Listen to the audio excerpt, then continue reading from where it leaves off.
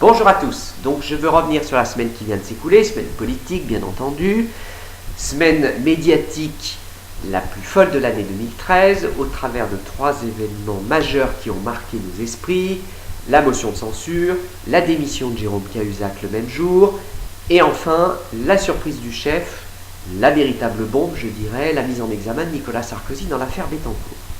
La motion de censure. Certains médias nous ont dit un duel, Jean-Marc Ayrault, Jean-François Copé. Moi j'y ai plutôt vu un joli duo de 2 bons copains sur les mêmes bancs d'une même école, cherchant pour chacun à retrouver leur légitimité perdue depuis déjà il y a pas mal de temps.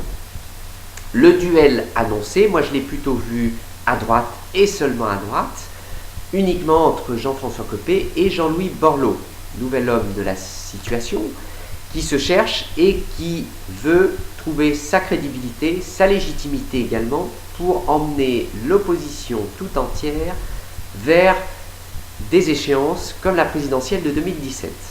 L'affaire Cahuzac, suite et fin. Beaucoup de regrets, je pense, du côté de François Hollande, parce que c'était quelqu'un de talentueux, quelqu'un qui a su fédérer tous les ministères, qui avait une certaine autorité, qui a su faire des économies à chacun des ministres, et il n'avait pas forcément le choix. C'est un ministre, un des meilleurs d'entre nous aurait dit Jacques Chirac, et un premier ministrable possible pour François Hollande, et c'est là les dégâts collatéraux que peut causer ce départ. Autre sujet qui a vraiment été une bombe en cette fin de semaine, c'est la mise en examen de Nicolas Sarkozy, donc pour abus de faiblesse auprès d'une dame d'un âge que nous connaissons tous, qui est Madame Bettencourt, et donc la société L'Oréal qu'elle représente. Ces 2 affaires, finalement, me posent 2 questions au niveau de la justice. Est-ce que la justice peut enfin faire son travail? En a-t-elle les moyens? C'est un petit peu l'idée que l'on en a en cette fin de semaine quand on voit ces 2 affaires. Effectivement, la justice apparemment peut enfin passer. N'oublions pas de rajouter qu'elle a été bien aidée par un média, notamment Mediapart.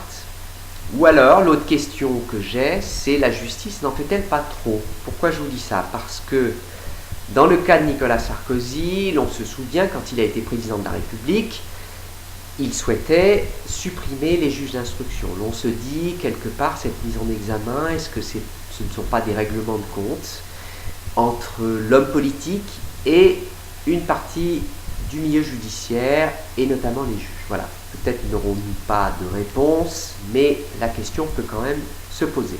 Enfin, pour François Hollande, la semaine qui vient est importante, parce qu'il a décidé d'intervenir auprès des Français à la télévision ce jeudi 28 mars en répondant aux questions de David Pujadas.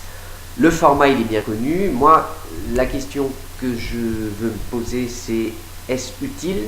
C'est-il ce qu'il va nous dire? Je n'en suis pas certain, parce que je trouve que François Hollande, depuis son déplacement à Dijon, c'est un petit peu poussif, on sent un trou d'air, le gouvernement est atone, et voilà, c'est-il vraiment là où il nous emmène? Je n'en suis pas certain.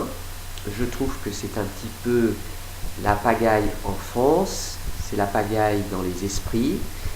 Et le conseil que je peux lui donner, c'est s'il ne sait pas ce qu'il va nous dire et s'il ne sait pas où il va, il y en a un qui le sait et qui nous l'a dit ce mercredi lors de la discussion de la motion de défiance, c'est Jean-Marc Ayrault.